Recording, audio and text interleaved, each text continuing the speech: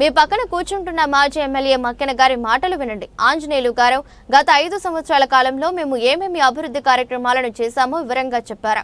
వినుకొండ సిటీలో ప్రజలకు ఇంటింటికి మంచినీరు అందించడం, 200+ ఎకరాల చెరువుగా విస్తరించారు. వినుకొండకి ఘాట్ రోడ్డు వేయడం జరిగిందన్నారు. ఒక్క అవకాశం ఇచ్చారు ప్రజలు నమ్మి.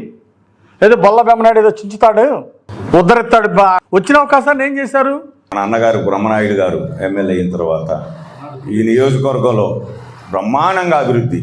నేను మనస్ఫూర్తిగా చెబుతున్నా, ఇది అతిశయోక్తి కాదు, మన పార్టీ కార్యాలయం చెప్పుకునేది కాదు. నా మనసులో వచ్చినటువంటి మాటని ఈ సందర్భంగా కార్యకర్తలకి, నియోజకవర్గ ప్రజలకు చెబుతూ ఉన్నా.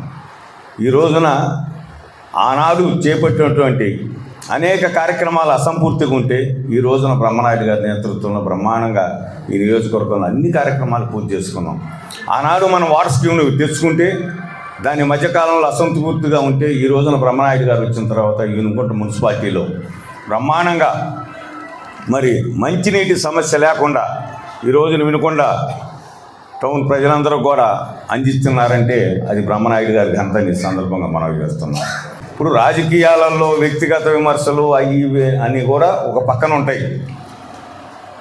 చిన్న చిన్న పొరపాట్లు, చిన్న చిన్న విగ్రహపాట్లు, తప్పులు ఉండటం అనేది మానవ సహజం. కానీ చేసినటువంటి అభివృద్ధిని ధైర్యంగా చెప్పుకునేటటువంటి పరిస్థితి ప్రతి శాసనసభ్యుడికి ఉండాలి. మరీ ముఖ్యంగా మంచినీటి సమస్యని గత 50-60 సంవత్సరాల్లో లేనట్టు విధంగా మంచినీటి సమస్యను పూర్తి చేశాం.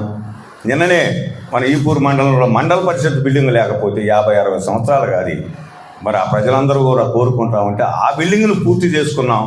అదేవిధంగా ఈ రోజున ప్రతి గ్రామంలో కూడా రైతు భరోసా కేంద్రాలు, ఆరోగ్య కేంద్రాలు, మరి అటు రైతులకి ఇటు పరిపాలనా భవనాలు, పంచాయతీ భవనాలు ప్రతి గ్రామంలో 75-80 మరి బిల్డింగులను మనం ప్రతి గ్రామంలో కూడా నిర్మించుకున్నామంటే ఎమ్మెల్యే గారు చేసినటువంటి కృషి, దీన్ని మనం అందరం మరవద్దు. తప్పకుండా ఈ ప్రభుత్వాన్ని మనం అందరం కొనసాగిద్దాం.